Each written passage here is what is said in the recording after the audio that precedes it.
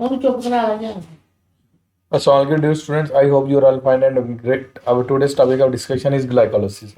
हम basically aerobic respiration को discuss कर रहे थे। एरोबिक रेस्पिरेशन हो या एनारोबिक रेस्पिरेशन हो, एक जो पहला प्रोसेस है ना ग्लाइकोलाइसिस का, ये कॉमन है। इसमें क्या होता है, ग्लूकोज की ब्रेकडाउन होती है और there is formation of two molecules of pyruvate. दो पायरुविक एसिड के मॉलिक्यूल बन जाते हैं। और इंपॉर्टेंट बात यह है कि ये वाला जो रिएक्शन है, this occurs with in the cytoplasm. ये कहाँ पे होता है? साइटोप्लाज्म में होता है। क्लियर? अब इसको देखते हैं क्या है, कैसे है, किस तरह है। Glycolysis is the breakdown of glucose into two molecules of pyruvic acid. Clear?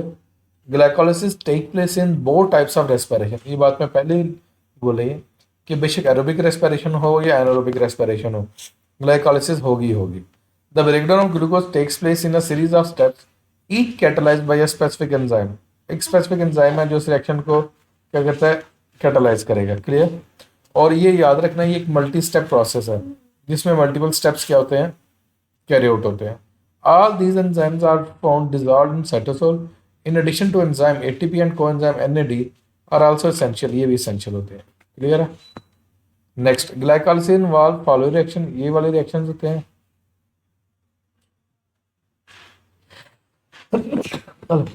Sorry, first one is the preparatory phase. अब इसमें क्या होता है, मॉलिक्यूल को प्रिपेयर किया जाता है किसके लिए? ब्रेकडाउन के लिए। मैं आपको प्रेपरेटरी फेज समझाता हूँ, फिर इसको रीड करेंगे। अब ये देखें, यहाँ पे प्रिकर्सर मॉलिक्यूल है ग्लूकोज स्टेप वन पर, और ये जो लिखा हुआ है ना वन, इसका मतलब है एक मॉलिक्यूल है। ओके, इसमें क्या इसकी फास्फोराइलेशन होगी, एटीपी एंटर। अच्छा, एरो की डायरेक्शन अब ध्यान रखना। एटीपी एंटर हो रहा है, किस फॉर्म में नहीं कर रहा है? एडीपी के फॉर्म में नहीं कर रहा है, उसने एक फास्फेट क्या कर दिया? डोनेट कर दिया। क्या कर बन गया? Glucose six phosphate. Okay, glucose six phosphate से उसकी आइसोमराइजेशन हुई, वो अपना आइसोमर में कन्वर्ट हो गया। क्या बन गया? Fructose six phosphate. ओके, अब ये जो ब्रैकेट में वन वन लिखा ना, ये नंबर ऑफ मॉलिक्यूल्स है। एक और एटीपी का मॉलिक्यूल है, वो किस में कन्वर्ट हुआ? एडीपी में कन्वर्ट हुआ, तो फ्रुक्टोज वन सिक्स बिस्फास्फेट। अब ये जो लिखा है ना fructose one six bisphosphate, one six से मुराद है वो कार्बन नंबर मेंशन कर रहा है कि किस कार्बन पे फास्फेट ग्रुप अटैच है।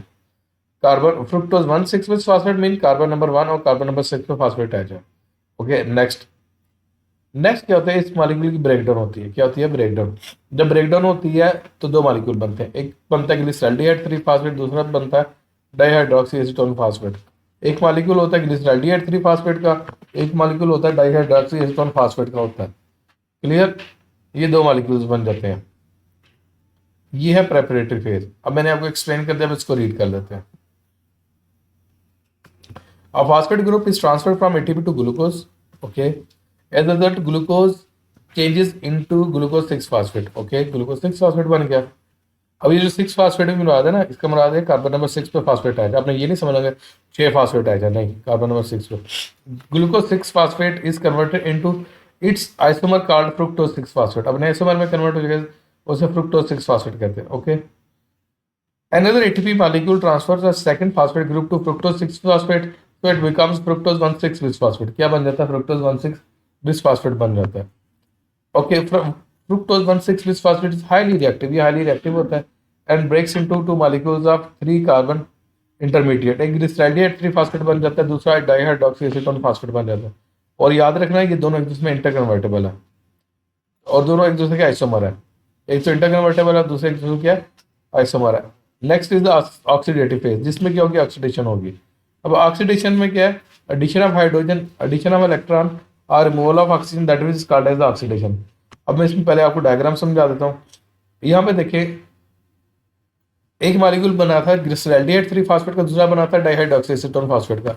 डाइहाइड्रोक्सीएसीटोन फास्फेट भी कन्वर्ट हो जाता है किसमें? ग्लिसरॉल्डिहाइड थ्री फास्फेट है, so we get glyceraldehyde three phosphate के टू मॉलिक्यूल्स हमारे पास आ जाते हैं। ओके,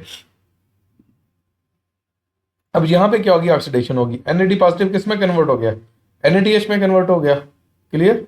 ओके, दो और आगे आपका क्या बन गया? One three bisphosphoglyceric acid. क्या बन गया? 1,3-बिस्फास्फोग्लिसरिक। This is oxidation. ये ऑक्सीडेटिव फेज जिसे कह रहा है। It is a removal of hydrogen from G3b and packing of release energy in the form of, it consist of following steps. अब स्टेप्स देखते हैं।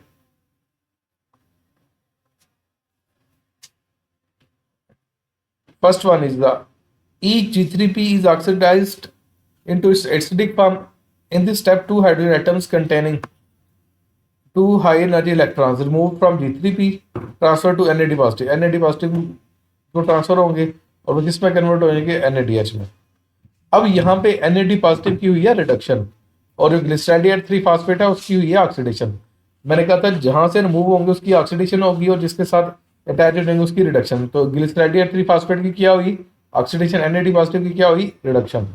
ओके, अब आपके पास है 1,3 बिस फास्फोग्लिसरिक एसिड, लेकिन यहाँ पे देखिएगा दो फास्फेट एंटर भी हो रहे हैं, हाइड्रोजन निकले उनकी पोजीशन वेकेंट हुई और वहां पे क्या दो फास्फेट ग्रुप ऐड हो गए, तो क्या बन गया 1,3 बिस phosphoglyceric acid.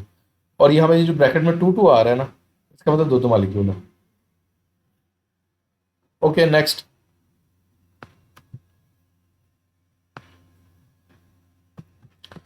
The phosphatic group is transferred from 1,3 बिस फास्फोग्लिसरिक एसिड टू एडीपी।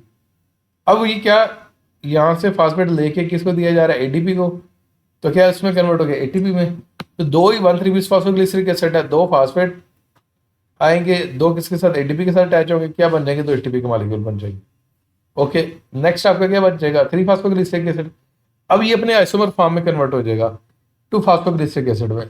अब ये जो 3 फास्फोग्लिसरिक एसिड है 3 फास्फोग्लिसरिक एसिड 2 फास्फोग्लिसरिक एसिड है, दोनों एक दूसरे का आइसोमर है। 3 phosphoglyceric acid mean 3 carbon number 3 पे फास्फेट ग्रुप पर अटैच है, 2 phosphoglyceric acid mean phosphate number carbon number 2 पे फास्फेट ग्रुप अटैच है। क्लियर।